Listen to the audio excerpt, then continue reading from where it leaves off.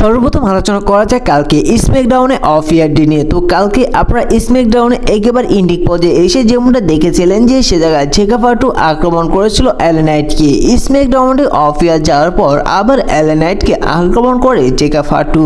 ঠিক সেই সময় জেকা ফাটুকে আক্রমণ করার জন্য সে জায়গায় আসেন কোডরোস একটি স্টিল চেয়ার নিয়ে এলএ নাইটকে সেভ করার জন্য। ঠিক সেই সময় জেকা ফাটু সে জায়গা থেকে পালিয়ে যায়। বলা যায় যে বর্তমানে ডাব্লিউডাব্লিউই কোডরোসকে একজন মহান রেসলার এবং তাকে বড় বেবি ফেস বানানোর জন্য উঠে পড়ে লেগেছে।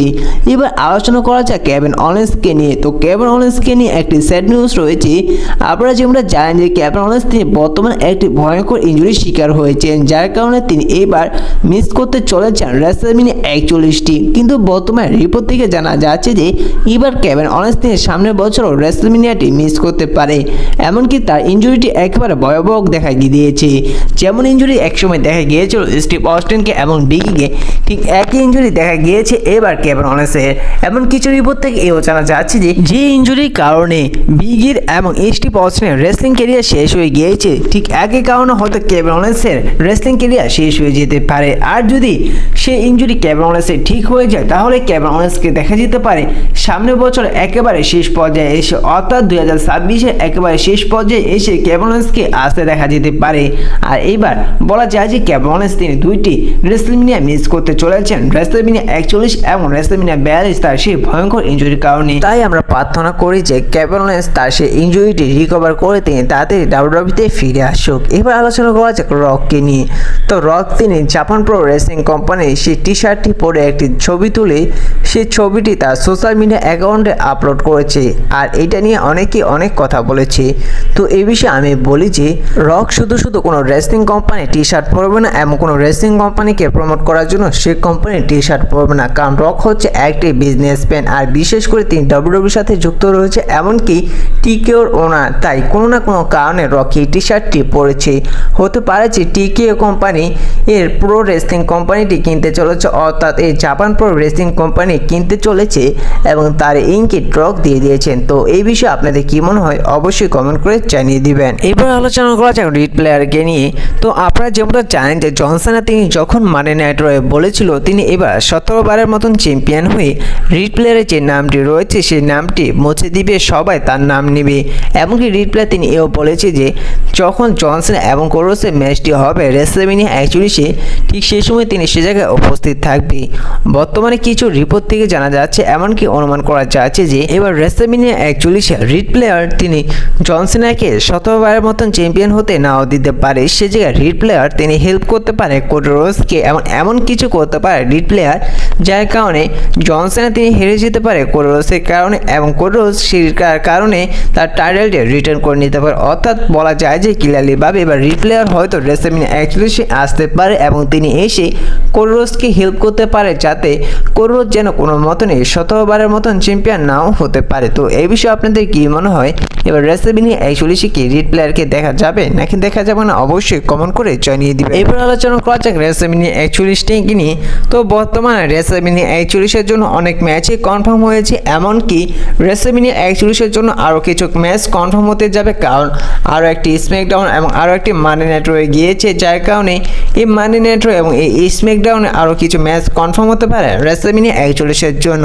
আর এখন তো যে কয়টি ম্যাচ কনফার্ম হচ্ছে সেই কয়টি ম্যাচের মধ্যে কোন ম্যাচগুলো রেসলম্যানিয়া নাইট 1-এ হবে এবং কোন ম্যাচগুলো নাইট 2-এ হবে সেই বিষয়গুলো ডাব্লিউডাব্লিউ তারা কনফার্ম করে দিয়েছে।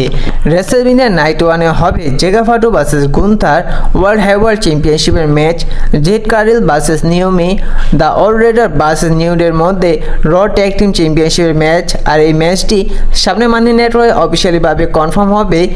রেমিস্টোর versus El Grande Americano match এবং এলেনাইট ভার্সেস জেকা ফাটুর মধ্যে ইউএস টাইটেলের ম্যাচ হবে। টিফিনি টেটাস ভার্সেস শার্লেট ফ্লেয়ারের মধ্যে স্ম্যাকডাউন ওমেন চ্যাম্পিয়নশিপের ম্যাচ হবে। সেটোলেন্স versus Roman Reigns versus CM punk versus এই ম্যাচটি রেসলম্যানিয়া নাইট 1 একেবারে মেইন ইভেন্টে হবে।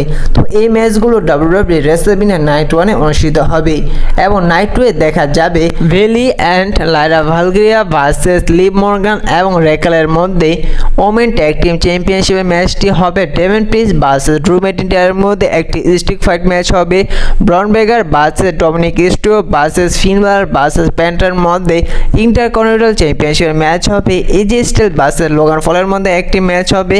ইউস্কা ভার্সেস রিয়া রিপ্লি ভার্সেস প্রিয়াঙ্কা বেলার মধ্যে র ওমেন চ্যাম্পিয়নশিপের ম্যাচ হবে।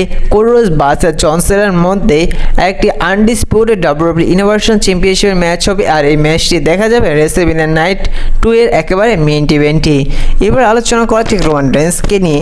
তো রোমান রেন্সে একটি লোক সামনে এসেছে জানা যাচ্ছে যে এবার মানি নাইট ড্রয়ের জন্য যেহেতু ডাব্লিউডাব্লিউই অফিসিয়ালিভাবে কনফার্ম করে দিয়েছে যে রোমান রেন্স তিনি আসতে চলেছেন, জানা যাচ্ছে যে সে জায়গায় রোমান রেন্স এই নতুন লুকে আসতে পারে। তো এই বিষয়ে আপনাদের জেনে দেই যে এইটি সাধারণত এর মাধ্যমে করা হয়েছে, যার কারণে এমনভাবে নাও আসতে দেখা যেতে বলা যায় যে গুজব ছড়ানোর জন্য এই সমস্ত ছবি সোশ্যাল মিডিয়াতে আপলোড করা হয় সমস্ত রেসলিং ভক্তদের কনফিউশন করার জন্য।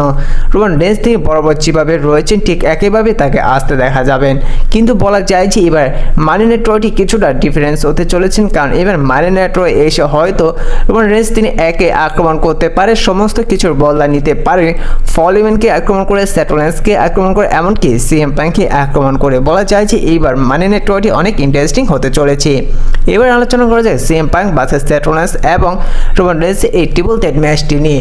কিছু রিপোর্ট থেকে জানা যাচ্ছে যে এবার এই ট্রিপল থ্রেট ম্যাচটি যেহেতু রেসলম্যানিয়া নাইট 1 একেবারে মেইন ইভেন্টে হতে যাচ্ছে, যার কারণে এই ম্যাচটির মধ্যে এমন কিছু স্পেকুলেশন অ্যাড হতে পারে যে এই ম্যাচটির মধ্যে যেই জিতবে সে একটি সুযোগ পাবে আনডিসপিউটেড ইউনিভার্সাল চ্যাম্পিয়নশিপের ম্যাচটির মধ্যে যুক্ত হতে, যে ম্যাচটি হতে যাচ্ছে রেসলম্যানিয়া নাইট 2 এ কোডি রোডস ভার্সেস জন সিনার মধ্যে এই ম্যাচটির মধ্যে ঢুকে যেতে পারে। তো এই বিষয়টা কতটা সত্য তা রেসলম্যানিয়া হলে বোঝা যাবে। তো আপনাদের কি মনে হয় অবশ্যই কমেন্ট করে জানিয়ে দিবেন। এবার আলোচনা করা যাক ডাব্লিউডাব্লিউই কে নিয়ে। তো WWE Roman Reigns, Seth Rollins, Paul Heyman এমনকি সিএম পাঙ্ককে নিয়ে একটি ইন্টারেস্ট ইমোজি তৈরি করে তাদের সোশ্যাল মিডিয়া অ্যাকাউন্টে পোস্ট করেছে। প্রথম একটি ছবি পোস্ট করেছে, সেটি হচ্ছে যে এক পাশে সিএম পাঙ্ক তিনি পল হেমনকে টানছে, আরেক পাশে রোমান রেন্স তিনি পল হেমনকে টানছে। সে জায়গায় সিএম পাঙ্ক বলছে যে she is my best friend এবং সে জায়গায় রোমান রেন্স বলছে she is my wise man. বলা যায় যে ডাব্লিউডাব্লিউই কিছু না কিছু ইন্টারেস্ট করতে চলেছে রেসলম্যানিয়া 41 পল হেমনকে নিয়ে। আর আরেক পাশে দেখা যাচ্ছে যে রোমান রেন্স এবং সিএম পাঙ্ক তারা পল হেমনের দিকে চেয়ে রয়েছেন এবং পল হেমন তিনি চেয়ে রয়েছেন সেথ রলিন্সের দিকে।